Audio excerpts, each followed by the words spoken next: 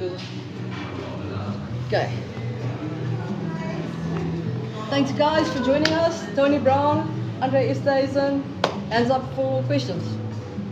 There and then there. Samuel Okamboshe from Galaxy FM. Coach Tony, I guess what has been the message to the guys after the record-breaking performance, just to kind of warn them of any complacency that might creep in? Yeah, well, obviously, good performance against the All Blacks, but Argentina are a different team playing pretty good rugby. They've beaten the All Blacks already, they've beaten Australia, so the message to our guys is if we don't prepare as well as we can, we don't, I guess, pitch up and be as physical and dominant as possible, we're going to be put under pressure. So getting our game right is the massive part for us this week. Tony, the way it came together in Wellington, is that a vindication of the direction you'd like the Springbok attack to go in? People are calling it Tony ball now. Are you comfortable with that?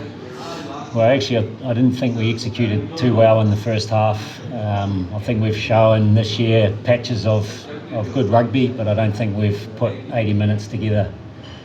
So my goal is to get us to perform for 80 minutes, execute all the opportunities that we're producing, and try and really put teams away. So even though last Saturday was good against the All Blacks, our first half was still riddled with errors, and we've just got to be better in those situations. Tony, when you used to play, Argentina plays in another way his rugby. What do you think about the evolution of our team of Pumas, and what type of team are you watching today? Yeah, well, I think Felipe's done an amazing job carrying on from, I guess, what Michael Cheika started. So he's got them playing with some amazing Argentinian flair, and they're fully committed to performing for Argentina. So it's a good combo, and they're playing some great rugby and going to be very hard to beat. Tony, the Argentinians, especially in that game against the All Blacks, were exceptionally good in the air as well. It's one of your guys' strengths as well. Do you see this weekend, especially there seems to be some rain, could be at the game as well, as a big part of the game again this weekend? Yeah, well, it's become a massive part of the game all around the world, especially now you're not allowed to escort. So the one-on-one contest in the air is becoming really dynamic, and the players that can do it the best are creating opportunities for attacking sides. So Argentina are very good, and we're expecting a massive battle there for sure. Is part of, the evolution is to make sure that what you guys did well in Wellington is to play off that recycle ball when you win that contest in the air and make sure it moves quickly. Yeah, always. It's when it's a 50-50 situation, teams are always thinking they're going to win it. So then when they lose it, it's very hard to organise your D quickly. So being able to attack in those situations is, what makes the aerial contest so dynamic now. Tony, just on the contrast between Auckland and Wellington, and what we saw there in terms of obviously results and performance, but then in terms of style as well. How deliberate was that going into those two games as a coach and to approach the one game that way and the second game that way, in terms of the style and the personnel to pull off that kind of game plan as well? If you could just give us a bit of insight into that. Yeah, well, I think the Auckland test was a bit different. They obviously had their record that they wanted to protect. The weather didn't help. Open style rugby, and they got a couple of tries early, and then a little bit similar to what I said before, we didn't execute anything when we got inside their 22. We had so many entries, which I think it was about 12 entries, and executed 2 of them against the All Blacks in Auckland. But when we got to Wellington, we just executed better in the second half, and obviously the conditions were better to be able to move the ball. So for me, we didn't change massively around what we wanted to try and do. We just didn't execute in the first test, and we executed way better in the second half in the second test. And the goal obviously is to have all personnel. Obviously everyone has their different unique strengths in different pockets of the game, but all personnel in the group needs to be able to do what the Boks did in the second half of Wellington. Yeah, 100%. Tony, you're looking at two teams who are quite good on attack, and in those situations it can get a bit loose sometimes. How do you prevent that to ensure that you guys still in the league and in unnecessary points against Argentina, who can be very dangerous on attack. Yeah, well, they're a very good side, and they definitely move the ball and they make the most of every little opportunity they get. And Argentina like it looser the better. So, you know, the challenge for us is to not obviously give them the looseness that they want and they thrive off. The challenge for us is to implement our game plan, implement our attack and our defence and our set piece on them. So that's the challenge. So you spoke about the execution that was better in the second half of Wellington. Does that mean that you're not going to tinker for the squad tomorrow? Not going to. Tinker in the squad for tomorrow when announced. Does it mean that you're not going to tinker much? Oh, you have to wait and see, mate. Question for Andre. What was it like being part of that performance in the second half? Suddenly you scoring 36 points unanswered, scoring 5 tries. And do you also think there's more to come from you guys? You scored one of those tries, very well done. Yeah, thanks. It was obviously special to be part of a game like that, but like Tony said, there's still so much to work on. Yes, second half, a lot of stuff came into our favour because we executed better, we worked harder. But like I said, a lot of errors still in that first half, and I think that shows us what we actually can do when we execute and we play well together. Because it's a big thing for us is playing together. So yeah, that's probably the biggest thing for me. And what we take out of this is if we execute, how good it can be. And now it's just being consistent and putting consistently performances in like that. And Tony, the way that guys play in Wellington, some of the guys, in a sense, we probably have a lot of fixed thinking in terms of who we think, is number one and so on. But if some guys maybe sort of giving you the idea that team selection forward would be a little of a trickier scenario now. I think what you've seen is it's always a tricky scenario with Rusty at the helm. So you guys just have to wait for him to announce the team. And no, I didn't mean to announce the team. I mean in the long term, the way players are sort of putting up their hands. I think we've got a squad of 35 to 45 players that are all capable of playing Test match rugby. They all offer different things around the game and their individual attributes. I'm always comfortable with whoever we send out there, that they can do the job and they can play the way that we want to play as a team. And Andre just mentioned around the attacking side and making sure that we're always attacking together. All of the players that I've coached in the last couple of years, they can do that, and I'm 100% confident whoever we send out to do the job that they can do it. It's just we want to build depth, and you've seen selections change every week, and that's not going to change, I don't think.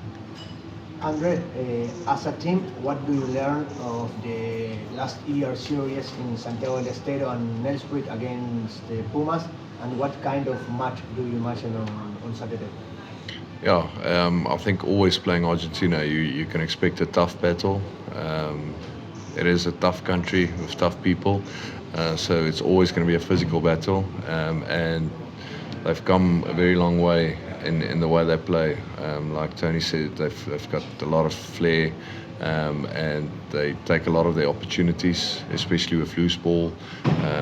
Like you mentioned, in the air, playing a lot of turnovers, and they've got special players that can make special things happen. So, yeah, I think it's going to be a tight game, especially a hard battle up front.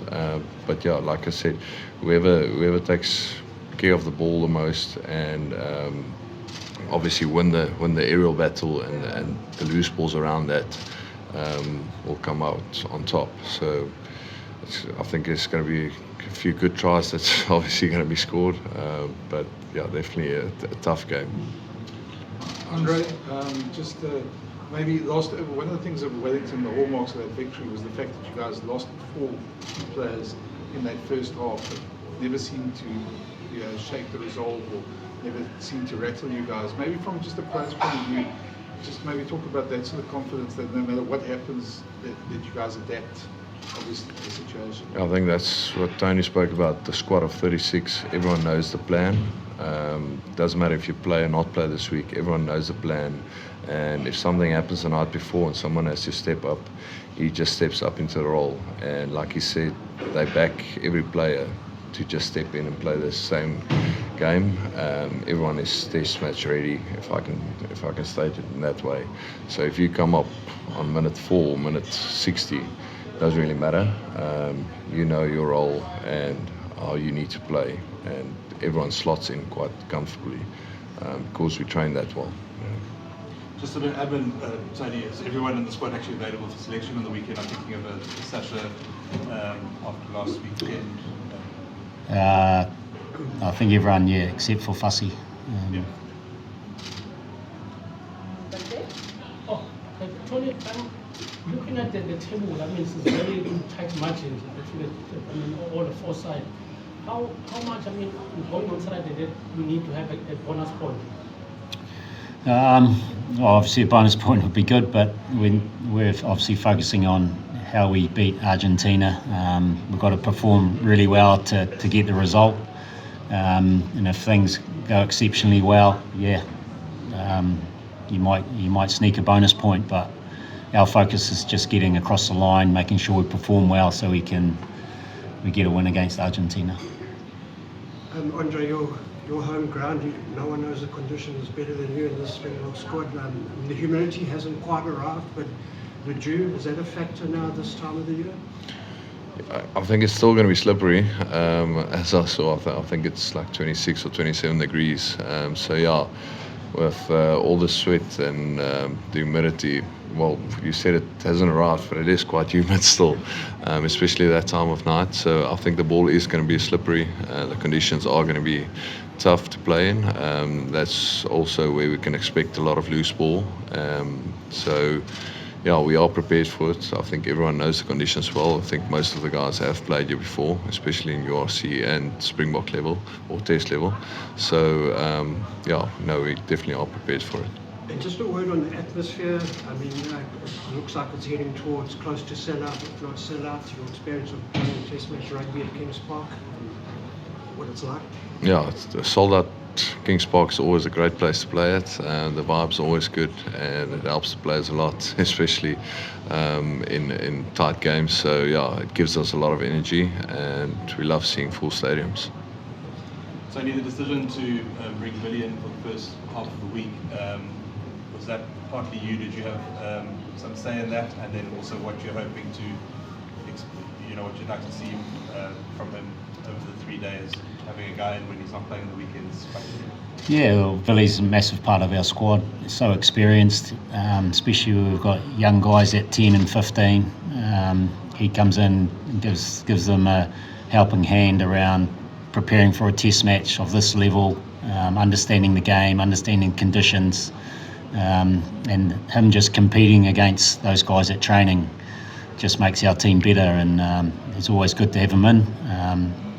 Even though he's not going to play this week, his value is huge, and it's always good to see him. Andre, it's not about this match because in Argentina lots of trainers and coaches go crazy when they watch Rassi talking about you switching about playing with the backs and with the forwards, and they start thinking about which player of my team can do that.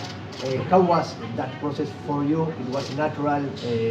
How are you enjoying that moment now where you can be used for the team in every position? Yeah, it was obviously an interesting decision, but luckily the size makes it easier to be able to do that.